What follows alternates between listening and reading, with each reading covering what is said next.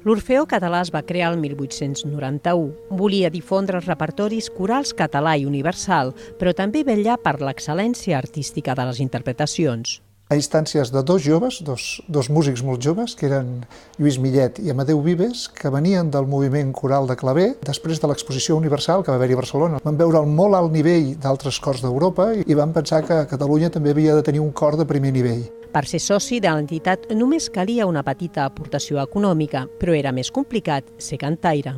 No hi havia un requisit d'entrada, però un cop dintre sí que hi havia un reglament molt estricte i una obligació de formar-se musicalment, de ser molt curós amb els assajos, de seguir una disciplina molt forta per aconseguir aquesta excel·lència.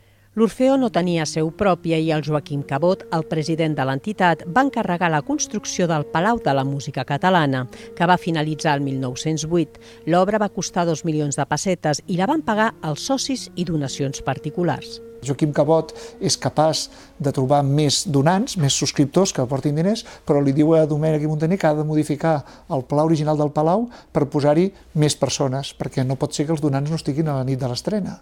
En 125 anys d'història, l'Orfeó viu en aquests moments una etapa d'evolució. Aquest creixement qualitatiu es pot veure en els concerts que es fan aquí al Palau, amb la mà dels millors directors i millors orquestres, però també amb les sortides internacionals. L'Orfeó Català s'ha convertit en un dels cors amateurs de referència de Catalunya.